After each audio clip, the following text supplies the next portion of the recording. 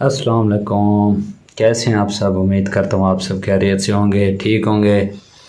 और अल्लाह पाक आप सबको खुश रखे और अपनी दुआओं में मुझे याद रखा करें। हमारे मुल्क पाकिस्तान की खैर फरमाए, इस प्यारी धरती की खैर फरमाए। आमीन सुम्मा आमीन। तो एक छोटी सी रिक्वेस्ट है कि सबसे पहले कि मेरे यूट्यूब चैनल को आप सब्सक्राइब कर दें और बेल आइकन को ज़रूर प्रेस कर दें ताकि मेरी हर आने वाली नई वीडियो आप तक पहुँच सके। और कमेंट सेक्शन में अपनी राय का इजहार किया करें। उसके बाद शुरू करते हैं आज का व्लॉग। आपको पता होगा कि इसहाक डार साहब मुल्क पाकिस्तान लैंड कर चुके हैं, वापस आ चुके हैं। जो बीमार, जो मरीज़, जो पेशेंट और जो इश्तिहारी, जो मफरूर 4 साल से पाकिस्तान की सरज़मीन से गायब था और लंदन अपना इलाज करवा रहा था, वो एक मौज़ाना तरीके से बिल्कुल फ़िट होकर, ठीक होकर, सेहयाब होकर मुल्क पाकिस्तान वापस आ चुका है। और आते ही उन जज साहिबान के सामने खड़े होकर उन्हीं जज साहिबान ने, उन्हीं जस्टिस साहब ने उनसे हल्फनामा लिया और ओहदा दिया वज़ीर ख़ज़ाना का।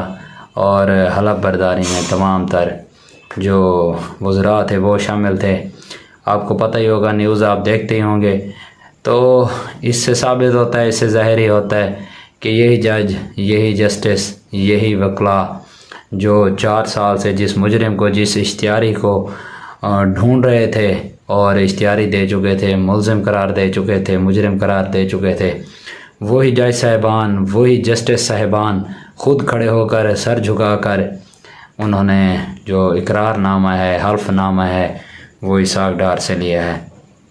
तो यही बंदा आज से 4 साल पहले पाकिस्तान की सरज़मीन से 25 खरब के जो ख़जाने थे हमारे, उसे 1 माह में 20 खरब पर छोड़कर मुल्क से फ़रार हो गया था और वहाँ जाके शाहाना ज़िंदगी गुजार रहा था।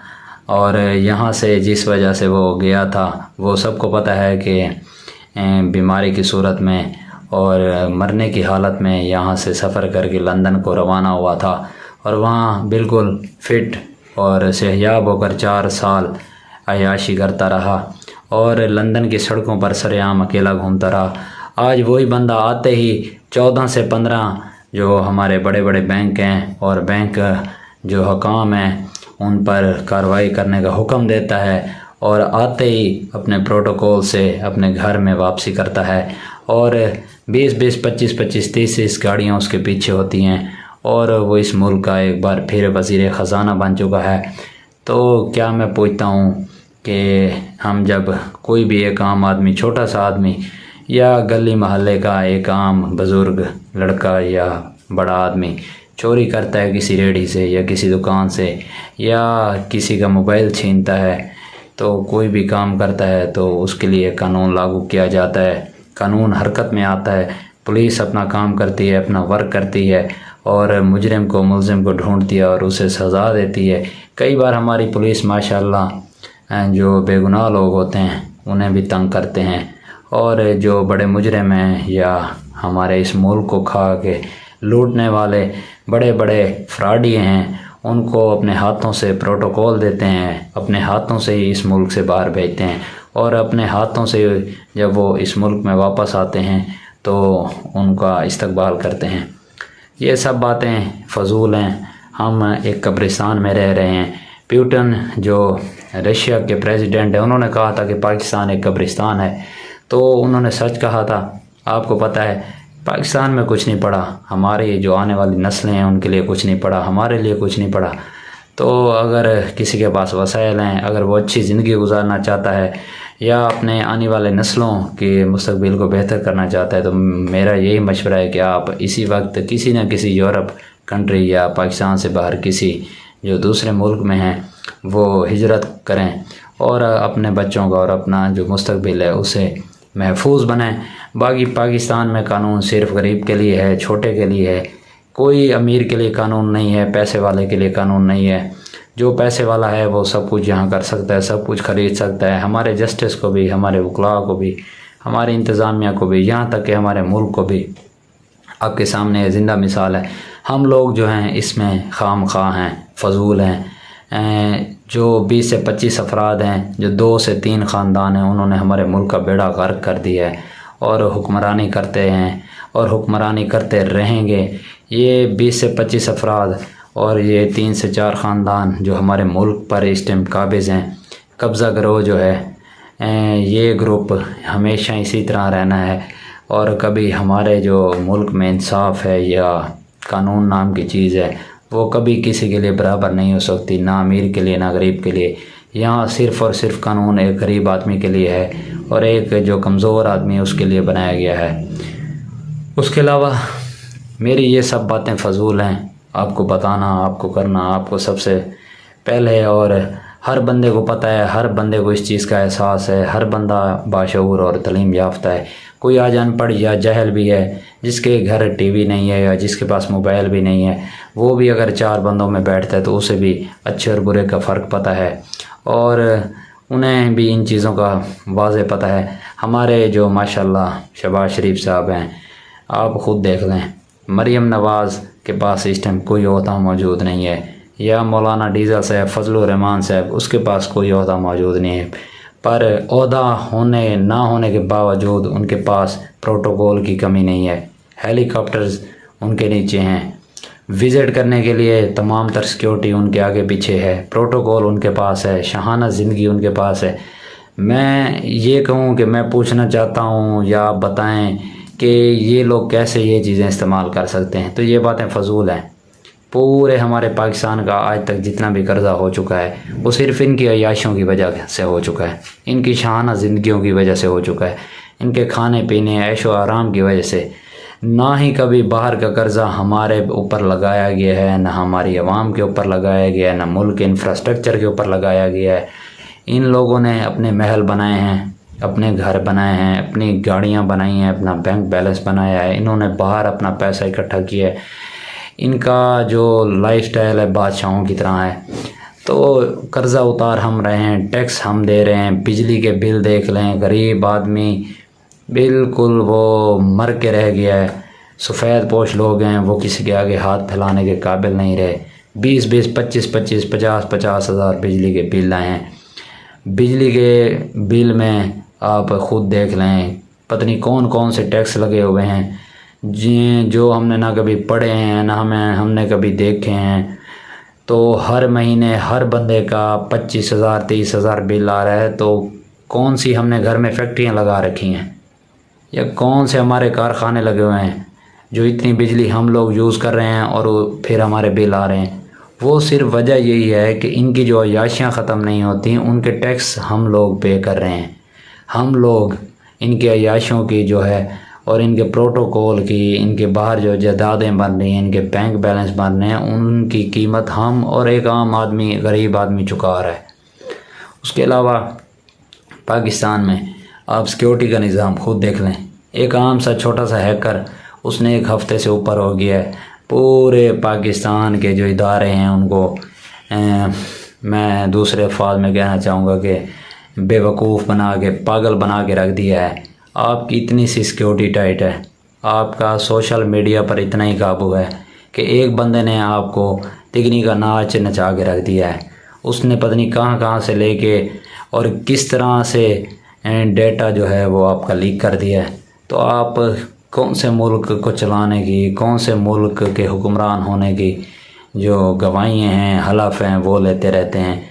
आपके अंडर कुछ नहीं है, आप कर कुछ नहीं सकते, आपके पल्ले कुछ नहीं है। एक आम सा हैकर, आम सा आदमी इतनी सीक्रेट चीज़ें और इतना जो हसास डेटा है वो निकाल सकता है, तो वो कुछ भी कर सकता है। खैर, मेरी उस जो हैकर्स है जो भी है उससे गुजारिश है कि अगर आप इतने काबिल हैं, अगर आपके पास इतनी नॉलेज है, इतनी आपके पास टेक्नोलॉजी है, इतना आपने जो फजूल तरीन काम किया है डेटा निकालने में और डेटा लीक करने में, अगर वही आप अपनी नॉलेज, अपना दिमाग, अपनी जो पढ़ाई है, अपनी मेहनत है जो आपने इस काम के लिए की है, अगर वही काम आप इस तरह करते कि इनके जो अकाउंट्स हैं, जितने भी अमीर लोग हैं या जो पाकिस्तान को लूट के खा गया है, उनके अकाउंट से इनके डॉलर्स निकालते और वो डॉलर्स आप गुरबा में तकसीम करते तो शायद आपके लिए वो गरीब सारी ज़िंदगी दुआएं भी करते और अल्लाह ताला भी आपसे खुश होता और जन्नत का टिकट आपका पक्का था। तो तमाम तर अवाम इमरान खान से ज़्यादा आपको चाहने लगती। ये मेरा हैकर भाई से जो है ना वो एक रिक्वेस्ट है कि अगर आप इतनी बड़े हसास डेटा निकाल सकते हैं तो इनके अकाउंट से डॉलर्स निकालना तो फिर आपके लिए काम और मामूली सी बात होगी। तो मेरा नहीं ख्याल कि आपने ये जो काम किया है एक घटिया काम किया है, इससे हमारे मुल्क की बदनामी हुई है, ना कि जिनकी ऑडियोज़ आपने लीक की हैं उनकी। ये हमारे मुल्क के लिए एक सवाल खड़ा होता है। हमारे जो हसास इदारे हैं उनके ख़िलाफ़ एक आवाज़ उठाई है आपने और इससे एक नेगेटिव जो है ना वो पूरी दुनिया में हमारा पस मंज़र जा रहा है और हमारी अपने मुल्क की बदनामी हो रही है, ना कि इन सियासतदानों की। ये तो हैं ही शुरू से बदनाम और इनकी वैसे ही कोई इज़्ज़त नहीं है जितने हमारे मुल्क के सियासतदान हैं या बड़े लोग हैं। तो हमारी मुल्क का इमेज ख़राब किया आपने। आपको ऐसा काम करके कुछ भी नहीं मिलना, 1% का भी कोई फ़ायदा नहीं होना। आपने जिन लोगों के आगे ये ऑडियोज़ लीक की हैं वो पहले से ही सो चुके हैं, उनके ज़मीर मर चुके हैं। तो बात यह है कि अगर आप ये ऑडियोज़ उन मुल्क में लीक करते जहाँ इन ऑडियोज़ को देखकर आवाम को जोश आता या आवाम को इनकलाब ले आती या इंतज़ामिया इनकलाब ले आती या कोई हलचल मच जाती या कोई तब्दीली लाई जाती या इन लोगों के ख़िलाफ़ एक्शन लिया जाता, तो मेरे ख़्याल से आपकी ये ऑडियोज़ वहाँ फ़ायदेमंद होती। यहाँ तो हुकूमत भी उन्हीं की है, जिसकी लाठी उसकी भैंस। जब हर चीज़ उनके हाथ में है तो आपका ऑडियोज़ को लीक करने का कोई फ़ायदा नहीं है। आप इन ऑडियोज़ को जितना भी लीक कर दें, वीडियोज़ को जितना लीक कर दें, इस वक्त जज भी उनके हैं, वकला भी उनके हैं, तमाम इदारे उनके हैं, आप कुछ भी नहीं कर सकते। आप कोई तब्दीली नहीं ला सकते। कोई बड़ा काम करें जिससे आवाम को फ़ायदा हो और मुल्क को फ़ायदा हो। उसके अलावा एंड पे मैं आपको बताऊँगा कि आजकल जो हमारे तमाम तर इलाके हैं पाकिस्तान के, वहाँ एक ग्रुप्स जो हैं वो सरगर्म हैं, छोटे छोटे बच्चे उठा रहे हैं और उनको पता नहीं आगे कहाँ सप्लाई कर रहे हैं। तो कोशिश करें आप जितने भी वालिदैन हैं या घर के बड़े हैं उन्हें कोशिश करनी चाहिए, जितने भी आपके घर में छोटे बच्चे हैं उनका ख़ास ख्याल रखें। आप उन्हें स्कूल खुद छोड़ने जाएं और स्कूल से वापसी खुद लेकर आएँ और अपनी निगरानी में अगर वो कहीं ट्यूशन सेंटर पर ट्यूशन के लिए जाते हैं तो आप खुद छोड़ कर आएँ और ख़ुद लेकर आएँ। और दूसरी एक अहम बात, आप अपने बच्चों को जो अपने घर के मोबाइल नंबर्स हैं वो ज़रूर याद करवाएं। खुदा न खासा अगर उन्हें कोई उठाता नहीं है, वैसे वो कहीं गुम हो जाते हैं, तो उन्हें इतना पता हो कि उनका घर किस जगह पे है, उनका मामू कौन है, उनका चाचू कौन है, उनकी अम्मी कौन है और उनके अब्बू कौन है, और उनमें से किसी न किसी का उनको नंबर आता हो। बच्चे वैसे भी थोड़े से परेशान अगर हो जाएं या कोई ऐसा वाक़या देख लें या कोई ऐसा सीन देख लें, वो वैसे भी परेशान और सहम जाते हैं। तो कोशिश करें आप अपने बच्चों को इस तरह की भी तालीम दें कि अगर ऐसा कोई वाक़या हो जाता है, वो कहीं गुम हो जाते हैं, तो उनको घर के किसी न किसी अफराद का नंबर ज़रूर आना चाहिए और उसके अलावा उनको घर के अफराद के नाम आने चाहिए और एड्रेस आना चाहिए। उसके अलावा तीसरी बात आपको करूँगा कि हमारे कुछ ही दिन पहले यहाँ जो मुल्तान के करीब हेड मोहम्मद वाला है, वहाँ पर हमारे एक जो सहाफ़ी भाई थे उनको और उनकी घरवाली को उनके साले ने जो है वो कत्ल कर दिया कार में। और जो कत्ल होने वाले अफराद थे उनका ताल्लुक़ सहाफ़ी साहब का ताल्लुक़ यहाँ कोट सुल्तान से था और उसके अलावा जो लड़की थी वो दायरे दीन पनाह की थी और जो मारने वाला था वो लड़की का भाई था, वो भी दायरे दीन पनाह से ताल्लुक़ रखता है। तो वो एक ज़ाती रंजिश की वजह से मामला पेश आया। तो ये एक इज़्ज़त के नाम पर हम काफ़ी सारे वाक़यात देखते रहते हैं। तो कोशिश करें वालिदैन किसी भी जगह पे अगर आपने अपने बेटे की या बेटी की शादी करनी है तो शादी करने से पहले उसकी रज़ामंदी ज़रूर पूछ लें, चाहे वो लड़की है या लड़का है। अगर लड़की को वो जगह पसंद है और लड़की राज़ी है तो फिर उसकी आप शादी कर सकते हैं। लड़के को भी पूरा हक दें, उसको भी अपनी जो चॉइस बताने का पूरा हक है। हमारी शरीयत ने भी ये हक लड़के और लड़की दोनों को दे रखा है। तो कोशिश करें लड़की है या लड़का है उसकी ज़बरदस्ती कहीं भी शादी ना करें आप, तो पहले दोनों से रज़ामंदी पूछ ली जाए। अगर लड़की को किसी जगह पसंद है पड़ी अपनी, तो पहले बेटी से आप पूछ लें कि आपको ये रिश्ता पसंद है या नहीं पसंद। तो उसकी पसंद के मुताबिक आप उसका जहाँ भी दिल करे, उसकी जहाँ पसंद हो आप उसका निकाह आप उसकी शादी वहाँ करें, ताकि बाद में ये मसाइल पैदा ना हों। और उसके अलावा लड़के की रज़ामंदी लाजमी है। उसकी वजह यह है कि ये जो वाक़या पेश आया है, ये कुछ अर्सा पहले जो लड़की और लड़का रज़ामंद थे, उन्होंने शादी की थी, तो इस शादी से जो उनका लड़की का भाई था वो नाखुश था, तो उसने काफ़ी अर्सा बर्दाश्त करने के बाद, सुलह होने के बाद मौका देख के दोनों को कत्ल किया, जिसकी मैं पुरज़ोर मज़म्मत करूँगा। मैं इस चीज़ के ख़िलाफ़ हूँ कि शादी जिसने करनी है, जिसने ज़िंदगी गुजारनी है, उसका हक़ बनता है फ़ैसला करने का कि मेरे लिए क्या सही है और क्या गलत है, और क्या मेरी पसंद है और क्या नापसंद है। घर वालों का इसमें कोई हक़ नहीं बनता, कोई किरदार नहीं बनता, चाहे वो वालिदैन हैं या बहन भाई हैं। तो उनको अपनी जो पसंद नापसंद है या अपनी जो इजारादारी है वो किसी भी ज़िंदगी में इन्वॉल्व नहीं करनी चाहिए, और उन पर जो है ज़ोर नहीं देना चाहिए। हर बंदे ने अपनी लाइफ गुजारनी होती है, और ये कोई 1 या 2 दिन का तो रिश्ता और ताल्लुक़ होता नहीं है, तो पूरी ज़िंदगी का साथ होता है।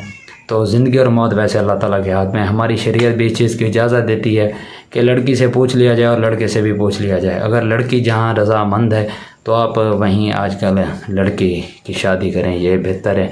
और इसी तरह लड़का भी जहाँ रज़ामंद है आप वहीं पहले उसकी बात करें। अगर लड़की वाले रिश्ता दे देते हैं तो उसकी शादी करनी चाहिए, ना कि आप अपनी ज़बरदस्ती करें या अपनी पसंद की लड़के और लड़की की शादी करें, तो बाद में इसी तरह के रिज़ल्ट आपको देखने को मिलेंगे। इन चीज़ों से हमारी शरीयत ने भी रोका है, और हमें भी इन चीज़ों की तालीम लोगों को देनी चाहिए और बताना चाहिए। और माँ बाप को कोशिश करनी चाहिए, बहन भाइयों को कोशिश करनी चाहिए कि आप अपनी जो राय है वो दें, किसी की ज़िंदगी बर्बाद ना करें। हर बंदे का हक़ बनता है अपनी ज़िंदगी गुजारने का, और हर बंदे को अपना जो सही और गलत रास्ता और अच्छाई और बुराई का रास्ता चुनने का पूरा अल्लाह ताला ने भी हक़ दिया है। तो आप उसकी खुशी में जितना हो सके खुश हों, उसके गम में शरीक हों, पर आप उसके गम की वजह ना बने। उसकी खुशी की जो चीज़ें हैं या लम्हात हैं उनमें रुकावट पैदा ना करें। तो ये 2-3 बातें आज मैंने आपसे करनी थी। उम्मीद करता हूँ आपको मेरी बातें और वीडियो पसंद आई होंगी, और मुझे इंशाल्लाह अपनी दुआओं में याद रखें। कल इंशाल्लाह एक नए टॉपिक के साथ, नए व्लॉग के साथ हाज़िर होऊंगा आपकी खिदमत में। तब तक के लिए मुझे आप इजाज़त दें। अल्लाह हाफ़िज़।